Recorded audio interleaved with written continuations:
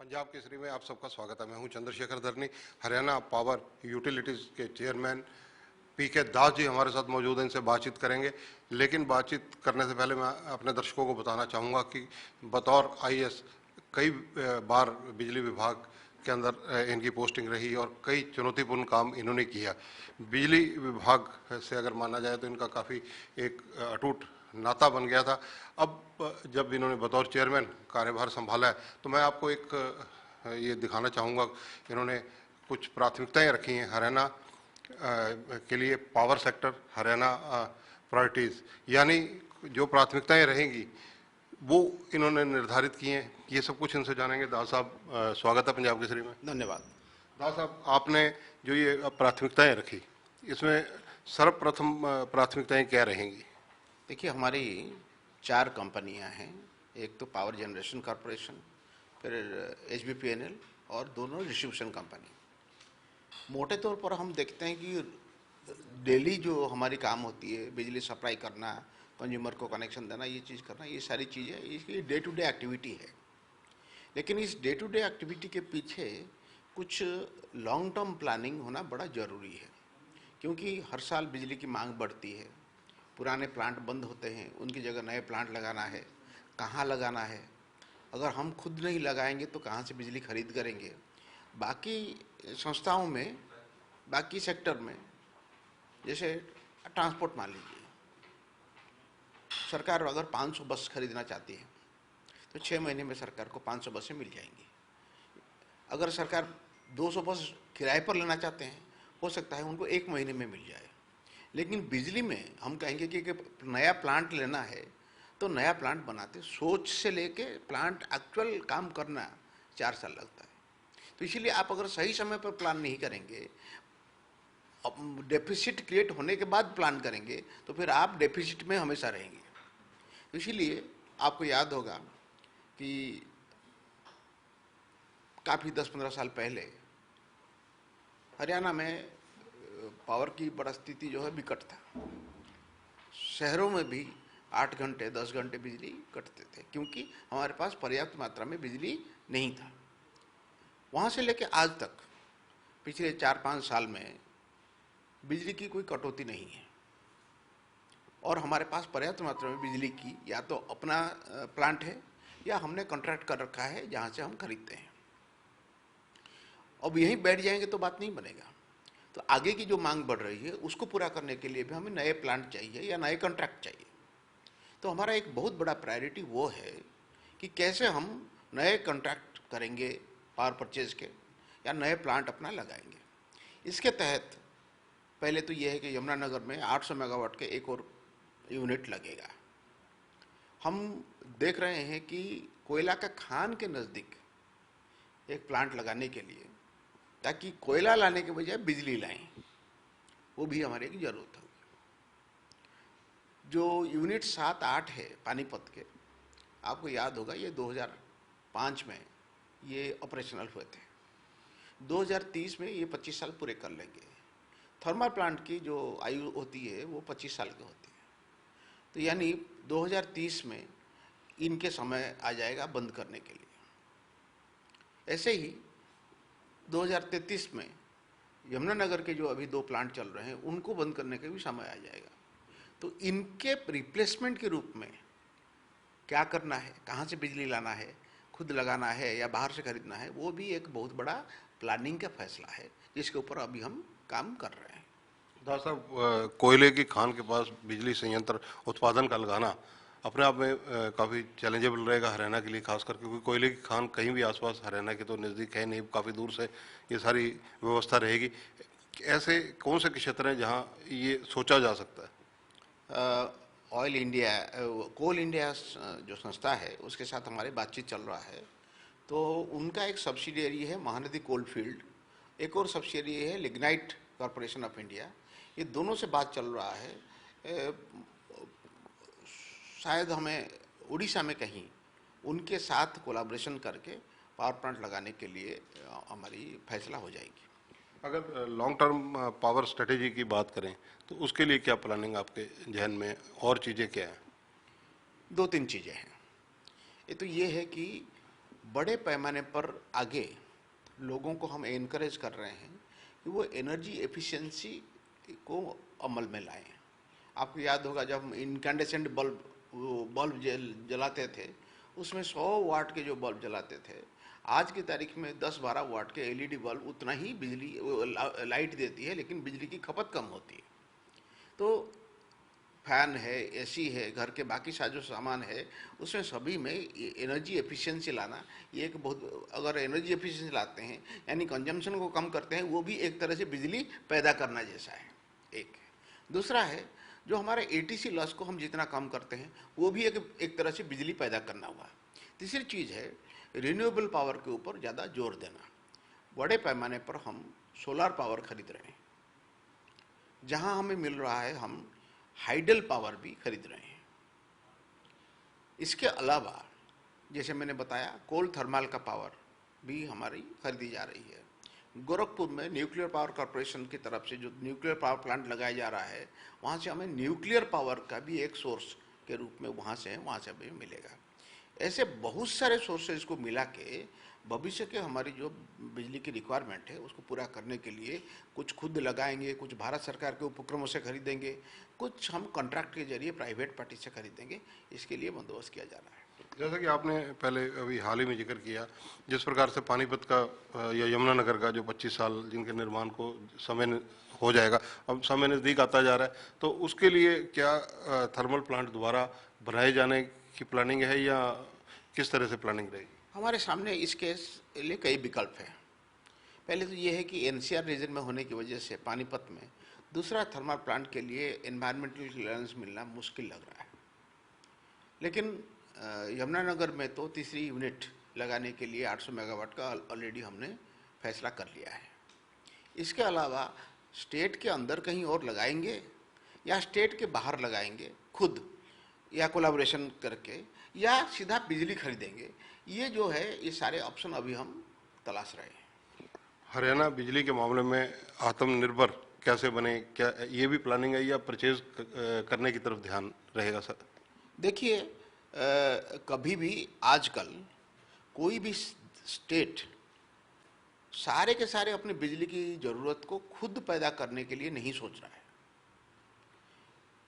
इसमें क्योंकि हमारे पास कोई बड़ा नदी नहीं है जहां हम हाइडल प्लांट लगा सकें, हमारा कोयला का खान नहीं जहां से हमें नज़दीक कोयला मिलता हो, तो हमारे जो यहाँ तक कोयला ला के यहाँ बिजली बनाना ये इनएफिशिएंट स्ट्रैटेजी है।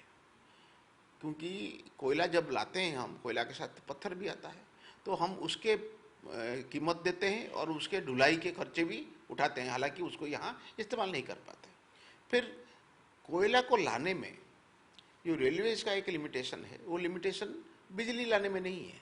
बिजली जैसे अदानी का लाइन हमारी महेंद्रगढ़ तक आती थी, जहाँ से हम बिजली लेते थे, जब हम उनसे लेते थे, तो उसमें कोई ट्रैफिक जाम है, बारिश हो रही है, बाढ़ हो गया है, ये सब चीज़ें उसको अफेक्ट नहीं करता, वो ऑटोमेटिकली अपना फ्लो करता रहेगा।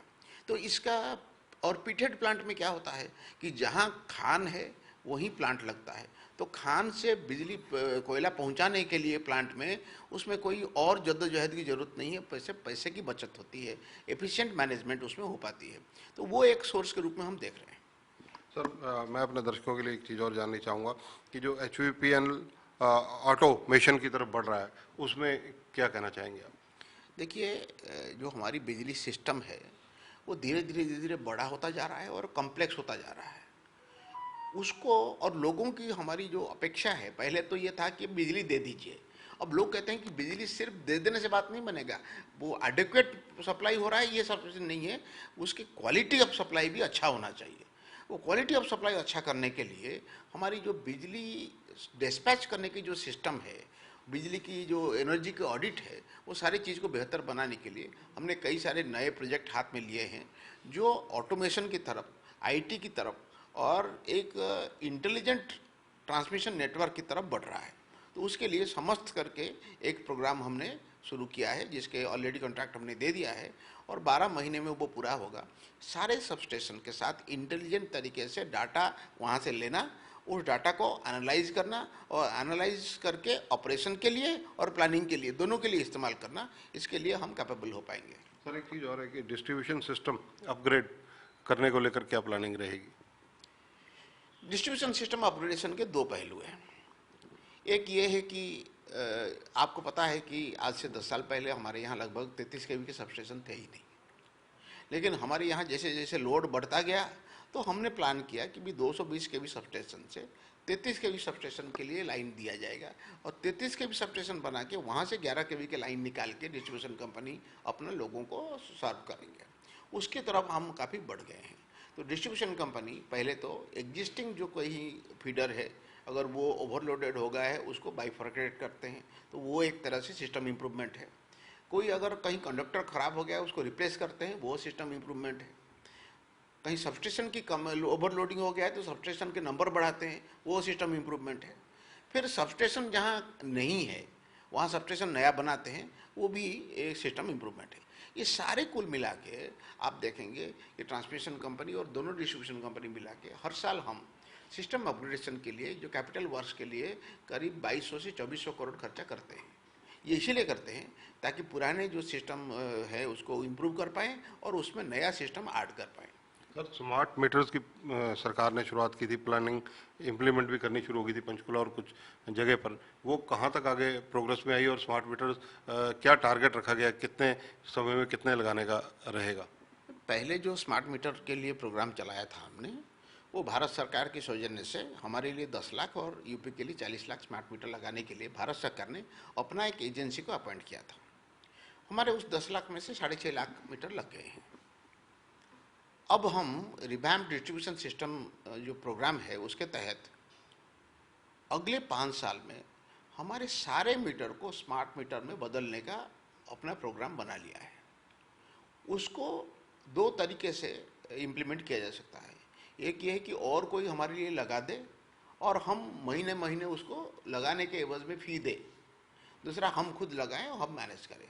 ये दोनों सिस्टम से, दोनों ऑप्शन में से कौन सा ऑप्शन हमारे लिए बेहतर रहेगा उसके बारे में अभी चर्चा चल रहा है। सर स्मार्ट मीटर्स को लेकर लोगों में एक दुविधा भी है, लोगों को की शिकायत भी सुनने को मिल रही है। ये मैं तो अपने दर्शकों के लिए आपसे जानकारी लेनी चाहूँगा कि अगर स्मार्ट मीटर में कहीं किसी की रीडिंग बहुत ज़्यादा आ जाती है, किसी का बिल बहुत ज़्यादा आ जाता है, वो शिकायत करने जाते हैं तो सुनवाई नहीं होती, ऐसी स्थिति के अंदर आपकी क्या स्ट्रैटेजी रहेगी, लोगों को, उपभोक्ताओं को कैसे सहूलियत मिलेगी? देखिए, करीब 15 साल पहले इलेक्ट्रोमैकेनिकल मीटर के बदले जो पहले एक चक्की घुमा करता था, वो मीटर की जगह हमने इलेक्ट्रॉनिक मीटर का इस्तेमाल किया। जब उसका इस्तेमाल किया तब भी लोगों को लगा ये मीटर पता नहीं ज़्यादा तेज़ चलेगी या कुछ होगा, ऐसे कुछ होगा। धीरे धीरे लोगों को जो गलतफहमी थी वो हमने दूर किया, लोगों को विश्वास उसमें आ गया। ये संभव है कि मशीन है तो कहीं ख़राब होगा तो उसके शिकायत सच्चाई में बाकी हो सकता है, लेकिन हमारा सिस्टम क्या है, जब आपको संदेह लगता है कि आपका मीटर तेज़ चल रहा है तो आप शिकायत करेंगे तो क्या होगा, आपके मीटर के साथ एक पैरेलल टेस्ट मीटर लगाया जाएगा जो ऑलरेडी कैलिब्रेटेड है और दोनों के रीडिंग को मैच किया जाएगा। देखा जाएगा कि क्या ये मीटर से आपका पहले से लगा हुआ मीटर ज़्यादा तेज़ चल रहा है।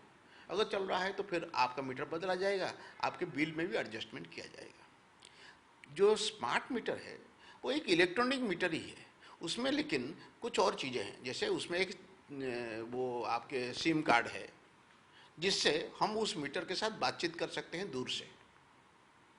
उसमें मीटर रीडिंग का कोई नया चीज़ नहीं है, वही पुराना इलेक्ट्रॉनिक मीटर ही है। सिर्फ वो मीटर को हम पढ़ना चाहते हैं तो दूर से पढ़ सकते हैं, इतना ही फालतू है। तो इसीलिए ये कोई स्मार्ट मीटर कोई नया चीज़ ऐसा नहीं है। लेकिन ऐसा भी है कि हमारी जो इलेक्ट्रिक वायरिंग होती है, अर्थिंग होती है, उसमें अगर कोई फॉल्ट रह जाता है तो आपने कोई सामान ऑन नहीं किया है, बल्ब या एसी या फ्रिज ऑन नहीं किया है, फिर भी आपके मीटर में, इलेक्ट्रॉनिक मीटर में कुछ ना कुछ कंजम्पशन दिखाएगा। क्यों? क्योंकि करंट लीकेज हो रहा है जिसकी वजह से इलेक्ट्रॉनिक मीटर उसको पकड़ रहा है। लेकिन हमारी जितने मीटर्स आते हैं ये पॉइंट 1 एक्यूरेसी क्लास के है, मतलब जो खर्चा होगा उसमें 8.8% से ज़्यादा की गलती नहीं होगी। यानी अगर 100 यूनिट आप खपत करते हो, वो 0.8 यानी 99.2 या 100.08 इतना ही ज़्यादा दिखा सकता है। तो उससे ज़्यादा ये इनएक्यूरेसी या एरर इसमें नहीं होगी। लेकिन अगर कोई मीटर गलत पाया जाता है तो उसको ठीक करने के लिए और कंज्यूमर को रियायत देने के लिए वो हमारी व्यवस्था ऑलरेडी है। जो मैंने पैरेलल मीटर के बारे में कहा वो किया जाएगा। धन्यवाद। तो ये हैं पीके दास जी, हरियाणा सरकार में एडिशनल चीफ सेक्रेटरी, कई महत्वपूर्ण पदों पर रहे हैं। इनका बिजली विभाग से गहरा नाता रहा है और अब बिजली विभाग में बतौर चेयरमैन जिस तरह से इन्होंने अपनी प्राथमिकताएं बताई, इसके अलावा विशेष बात इन्होंने जो बताई कि हरियाणा जो है जहां कोयला उत्पादन होता है, जहां खाने हैं, वहां से बिजली उत्पादन कर लाई जाए, इसकी व्यवस्था भी करने पर विचार कर रहा है और निसंदेह ये एक महत्वपूर्ण कड़ी साबित हो सकता है।